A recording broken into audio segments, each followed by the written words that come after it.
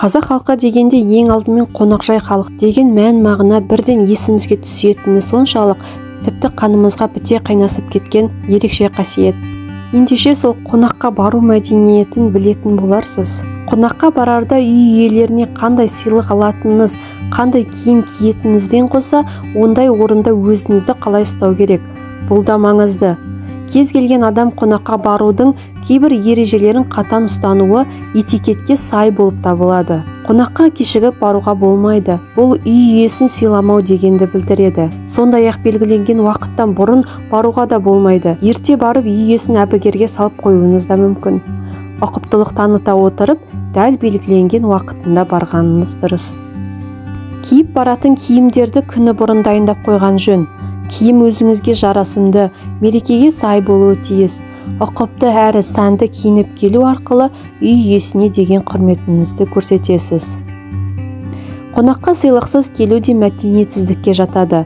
Ол тіпті күні бұрын жоспарланбаған кішігірім отырыс болса да, тәтті шоколад немесе жемістер ала барыңыз. Және дастархан басында жеке мәселелер мен қиындықтар туралы айта бермеңіз. Қонаққа келгеніңізді ұмытпау керек.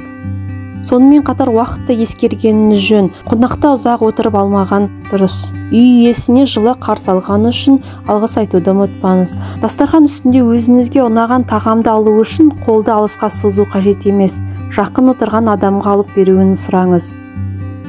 Көршіңізбен әңгіме дүкен құрарда басыңызды жай ғана бұрып сөйлесеңіз жеткілікті. Дастархан басында көп қимылдамаған дұрыс. Қайта-қайта қимылдай беру қонақтарға ыңғайсыздық туғызуы мүмкін. Сонымен қоса дастархан үстіндегі асты сынау мәдениетсіздіктің белгісі. Осындай қарапайым ережелерді орындасаңыз жеткілікті.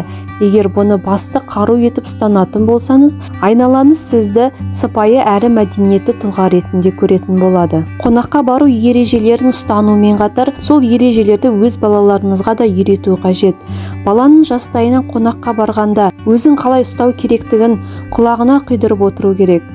Бұл ереже бәріне ортақ. Үлкендердің ұстанатын ережесінен айырмашылығы жоқ. Бірақ балаға оны жеңілдетілген түрде түсіндірген жөн.